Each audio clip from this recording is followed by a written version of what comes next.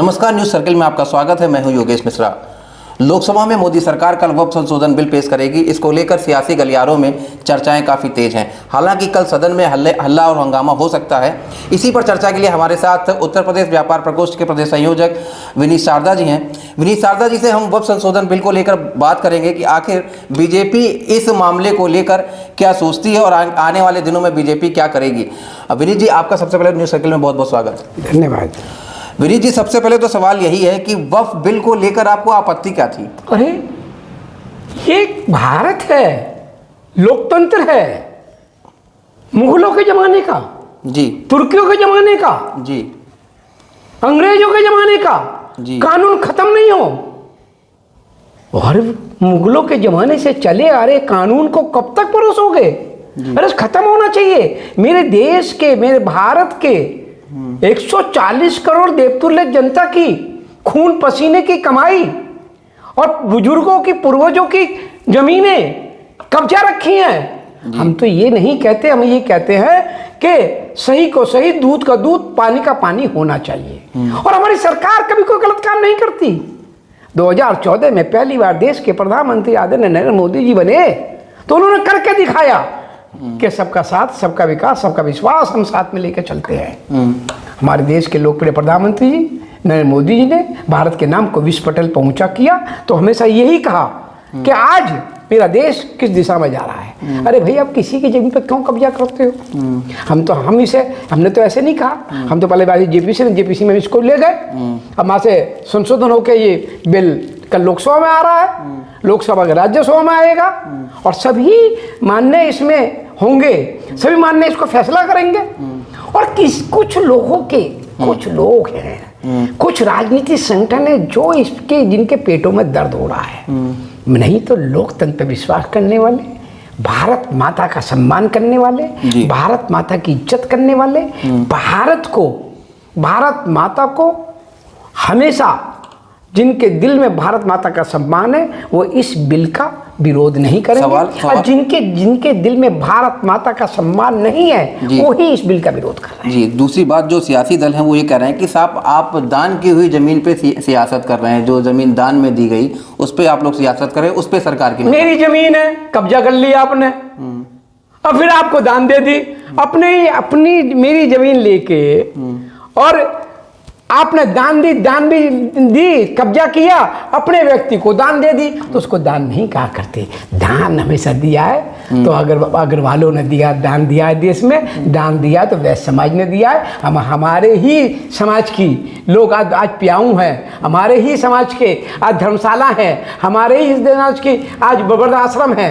ये तो आश्वस्त हैं आप आश्वस्त हैं कि वक्फ संशोधन बिल सदन में बिना किसी रोक टोक के पास हो जाएगा, सरकार भी सुरक्षित रहेगी और आप इसको राज्यसभा में लेके जाएंगे, वहां भी पास होगा, आंकड़ों का गणित कुछ गड़बड़ाएगा नहीं और ये कानून बन जाएगा। ये आश्वस्त हैं आप? सरकार कल भी सुरक्षित थी, सरकार आज भी सुरक्षित है, सरकार कल भी सुरक्षित रहेगी, क्योंकि हमारी सरकार की नीयत साफ है।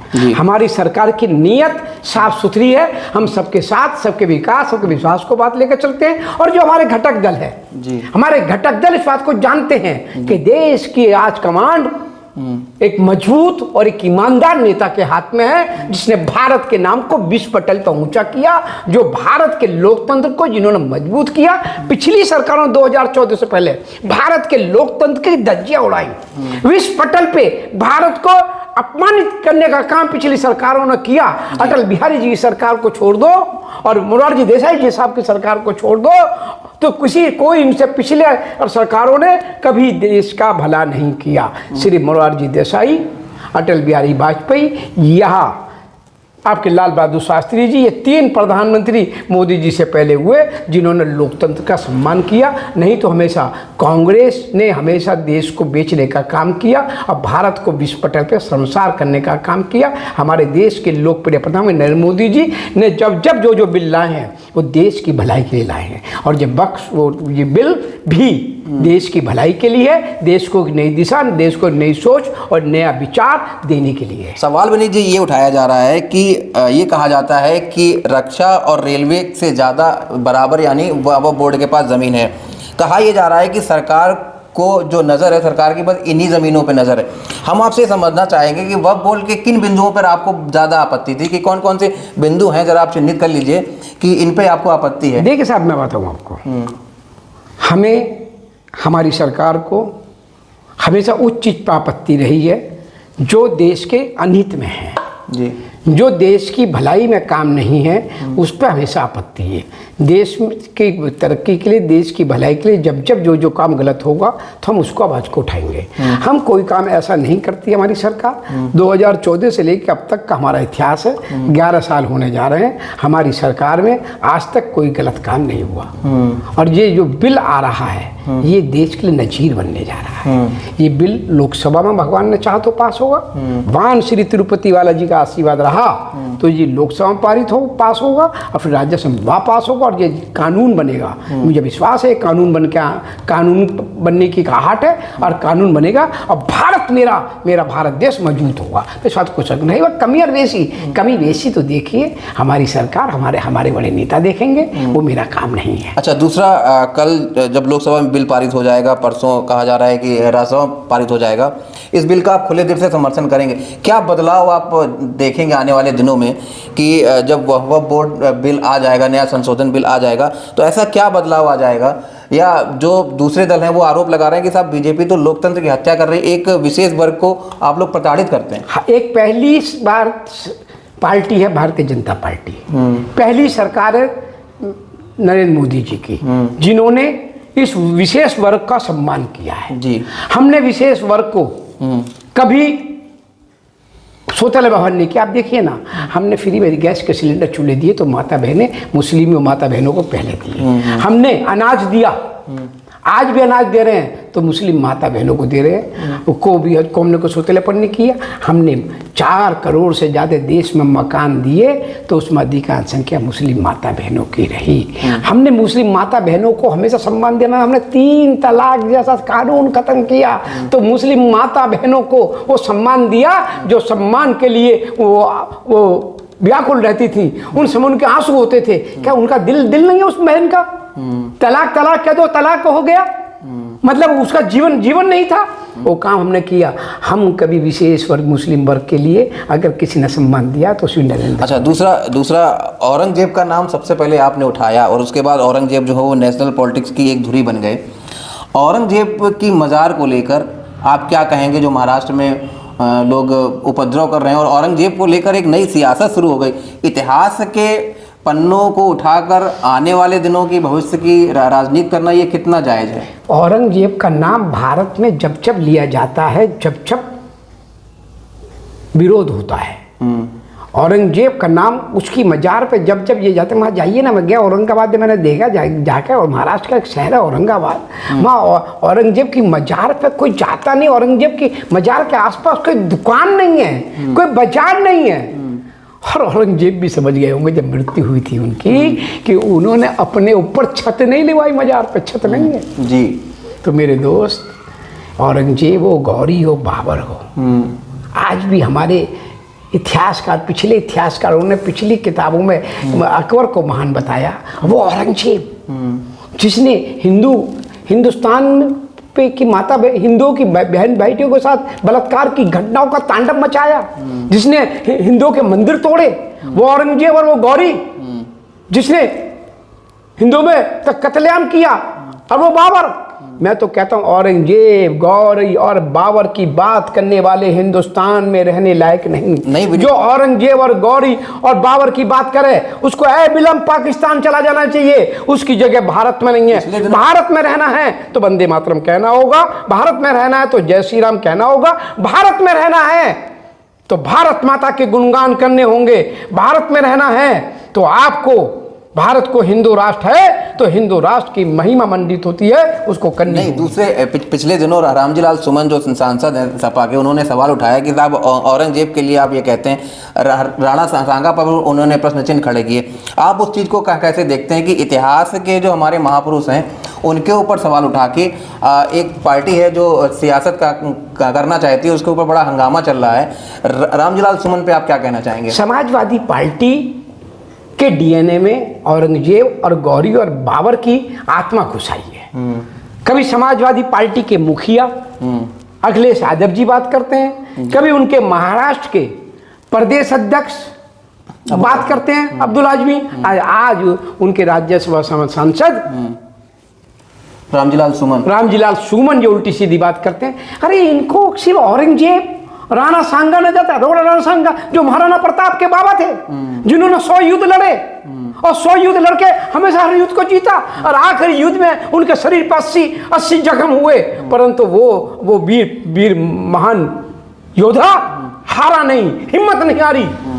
और इन्हें याद कभी वीर सावरकर क्यों नहीं आते जी?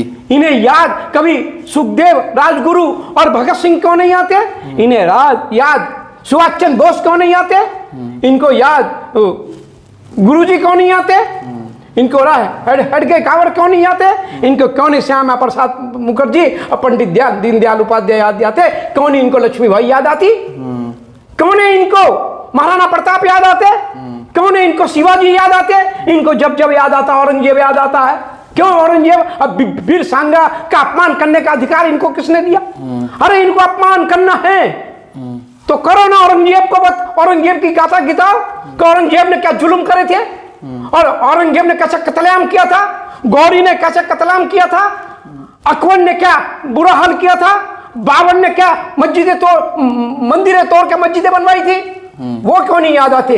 क्यों? मुस्लिम तुष्टिकरण की राजनीति करना समाजवादी पार्टी और कांग्रेस की देन है, जबकि मुस्लिमों का भी अपमान, मुस्लिमों को भी इन्होंने क्यों नहीं दिया कुछ? कौन है उत्तर प्रदेश के समाजवादी पार्टी के मुख्यमंत्री 3 बार इनके मरहूम पिता श्री मुलायम सिंह यादव जी रहे। अब बाद में इनके पुत्र अखिलेश यादव जो इनकी पार्टी का राष्ट्रीय वो रहे, अपने पिता को मंच से अपमान करने वाले अखिलेश यादव जी, अपने चाचा को पार्टी से निकाल कर उसका अपमान करने वाले, इनके डीएनए में जैसे मुगलों के जमाने में था कि पिता का कत्ल करो और बेटा गद्दी पर पहुंचता था, वही इनके डीएनए में है। इन्होंने अपने चाचा का अपमान किया, पिता का अपमान किया, अपने बेटे समान अपने छोटे भाई की पुत्रवधू, उसकी पत्नी का अपमान किया जो पुत्रवधू के समान होती है। तो ये किस मुंह से बात करेंगे?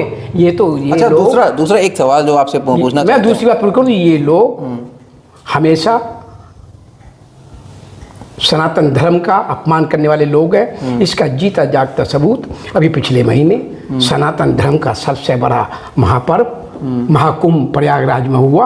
उस त्रिवेणी में 66 करोड़ सनातन धर्मियों ने स्नान किया, डुबकी लगाई, उस पर भी इन्होंने विरोध किया। समाजवादी पार्टी ने उस पर, कांग्रेस ने किया, केजरीवाल साहब ने किया, कम्युनिस्ट ने किया, उस पर ही आपका ममता दीदी ने किया। जब तो कोई भी गंगा में स्नान करने त्रिवेणी नहीं आए, और अब जब अभी क्या बोलते हैं इसको, ईद से पहले वो क्या बोलते हैं, वो होती हैं जब मुल्ला मौलाना करते हैं अपने यहाँ दावतें देते हैं, इफ्तार पार्टियां, बट टोपी पहन के पहुंच गए। मतलब इनको त्रिवेणी याद नहीं आई, इनको माँ गंगा याद नहीं आती। क्यों? क्योंकि ये मुस्लिम तुष्टिकरण की राजनीति करने वाले लोग, भारत माता का अपमान करने वाले लोग, वीर सावरकर का अपमान करने वाले लोग, शिवाजी का अपमान करने वाले लोग, विवेकानंद का अपमान करने वाले लोग, ये महाराणा प्रताप का अपमान करने वाले लोग, ये राणा सांगा का अपमान करने वाले लोग, और औरंगजेब, गौरी और बाबर की महिमा मंडन करने वाले लोग भारत में रहने लायक नहीं है। इनको मुसलमान भी आने वाले वक्त में, इनको मुसलमान भी माफ़ नहीं करेगा। मुसलमान भी अब समझ गया है कि भारतीय के देश में अगर कोई सम्मान कोई पार्टी दिला सकती है तो वो भारतीय जनता पार्टी और नरेंद्र मोदी सर की सरकार है, जो मुसलमानों को का सम्मान करा सकते। अच्छा, दूसरा एक आखिरी सवाल आपसे पूछ रहे हैं, वक्फ बोर्ड को लेकर अब जो संशोधन हो जाएगा उसमें कहा जाएगा कि वक्फ की जो ज़मीनें हैं इनका अगर डिस्प्यूट होता है तो ये अब हाई कोर्ट में जाएंगे। यानी ज़मीन विवाद पहले जो नहीं होता था कि ये सारा अधिकार वक्फ बोर्ड का रहता था, अब वो जो विवाद है वो हाई कोर्ट में जाएगा। क्या इससे ज़मीन के विवाद सुलझेंगे, या ये कहा जा रहा है कि अब जो आने वाले दिनों में वक्फ की जो ज़मीन है वो जो मूल उनके मालिक हैं उनके पास पहुँच जाएगी, जो अनाधिकृत उन्होंने कब्जा किया? इसका असर देखने को मिलेगा? संक्षेप में बताइएगा। योगेश जी, बिल को कल आने दीजिए जी, बिल कल पास होने दीजिए जी, उसमें क्या क्या जनता के सामने आने दीजिए, देश के लोकतंत्र के सबसे बड़े मंदिर लोकसभा में कल बिल आ रहा है। उसमें क्या सही है, हो सकता है इनको कोई मौका ही ना मिले जी, इनको मौका ही ना मिला कुछ विरोध करने का।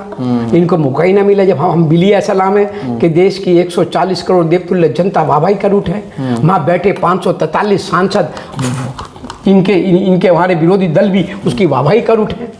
तो क्या पता कल क्या होने वाला, क्या बिल आने वाला है। हम तो बिल वो लाने वाले हैं जो सबके साथ सबका विकास सबका विश्वास की बात करेगा। और रही जमीनों की बात, हम तो वो बिल लाने वाले हैं। हम तो वो बिल लाने वाले हैं जो किसी की ज़मीनें गलत हत्या ली गई हैं उसको ज़मीन मिल जाएगी। हम तो वो लाने वाले हैं। मैं तो अभी हम कल की बात क्या देखें, कौन हाई कोर्ट जाएगा, कौन सुप्रीम कोर्ट जाएगा। हमारे लिए तो अदालत माननी है। हम तो अदालत का सम्मान करते हैं। अगर कल बिल आने के बाद इसका फैसला होगा, बिल आने बिल पास होगा, उसके बाद ना बात की जाएगी। तो निश्चित तौर पर जो आने वाला बिल कल संसद में पास होगा उसके बाद काफ़ी चीज़ें साफ हो जाएंगी। और एक बड़ा महत्वपूर्ण बिल है जो सरकार आने वाले दिनों में राज्यसभा और लोकसभा में लाएगी। इन्हीं सब मुद्दों के साथ मुझे दीजिए इजाज़त। विनीत जी, आपका बहुत बहुत शुक्रिया। Yogesh Mishra, news circle. धन्यवाद।